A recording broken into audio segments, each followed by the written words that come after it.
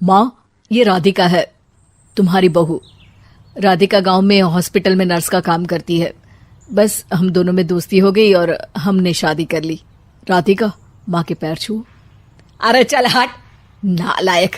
अरे मैंने क्या क्या सपने देखे थे कि तेरी शादी किसी अमीर घर में करूंगी और दहेज में लाखों रुपए लूंगी, और तू गांव की इस मामूली लड़की को मेरी बहू बनाकर ले आया। लेकिन बेटे की जिद के आगे सुनीता देवी मजबूर हो जाती है। राधिका सुनीता देवी को फूटी आंख भी नहीं भाती थी। तुम चिंता मत करो भाग्यवान, हम दोनों मिलकर अपनी बहू को इतना सताएंगे कि वो हमसे तंग आकर ये घर छोड़कर चली जाएगी। फिर हम अपने बेटे की शादी किसी बड़े सेठ की बेटी से कर देंगे, ठीक है?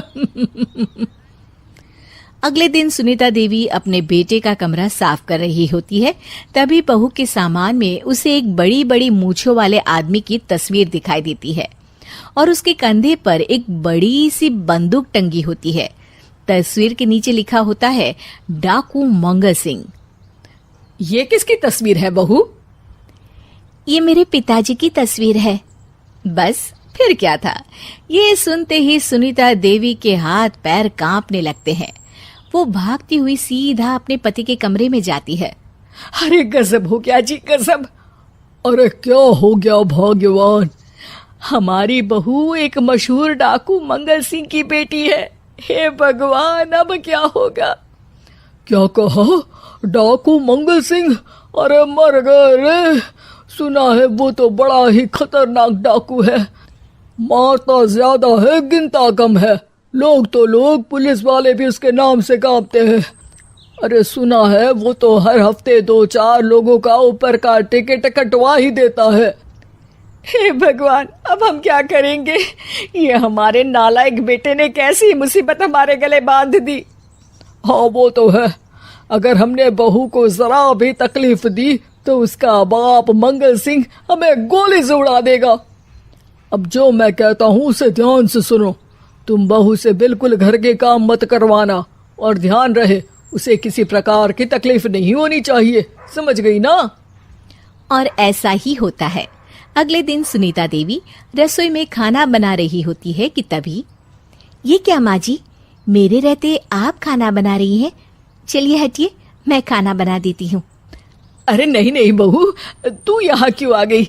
जा तू अपने कमरे में जाकर आराम कर, मैं खाना बना लूंगी। सुनीता देवी जिद करके राधिका को भेज देती है। फिर एक दिन, अरे फर्श पर कितनी धूल जमी है, माँ जी देखेंगी तो नाराज हो जाएंगी, मैं अभी यहाँ पोछा लगा देती हूँ। राधिका जैसे ही पोछा लगाने लगती है कि तभी उसके ससुर की नजर उस पर पड़ती है। बंसीलाल भागता हुआ वहां आता है। अरे नहीं नहीं बहू, तुम ये क्या गजब कर रही हो? बहू तो बेटी समान होती है और हम ना अपनी बेटियों से काम नहीं करवाते। तुम आराम से बैठकर YouTube पर किड लॉजिक चैनल की सास बहू की कहानियां देखो। वो लोग ना बहुत अच्छी अच्छी कहानियां बनाते हैं। सच? आप देखते हैं?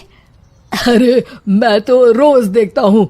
शहर की बहू तो मेरी फेवरेट कहानी है। हाँ, ये कहकर बंसीलाल पोछा लगाने लगता है।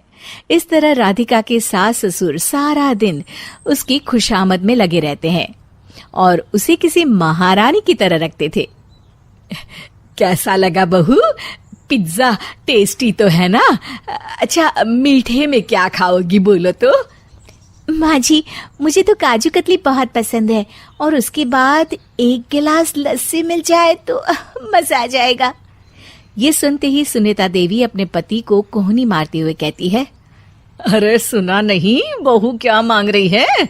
जल्दी से भागकर बाजार जाइए और सब खरीद कर ले आइए। हाँ हाँ भाग्यवान, अभी जाता हूँ।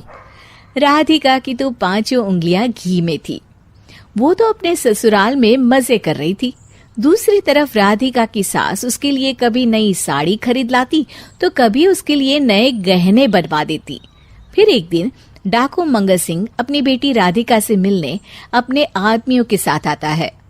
उन सबको देखते ही राधिका के सास ससुर डर के मारे कांपने लगते हैं। मर गया रे, डाकू मंगल सिंह तो सच में कितना डरावना दिखता है, ऊपर से इतनी बड़ी बंदूक लेकर घूमता है। कैसे हैं समधी जी?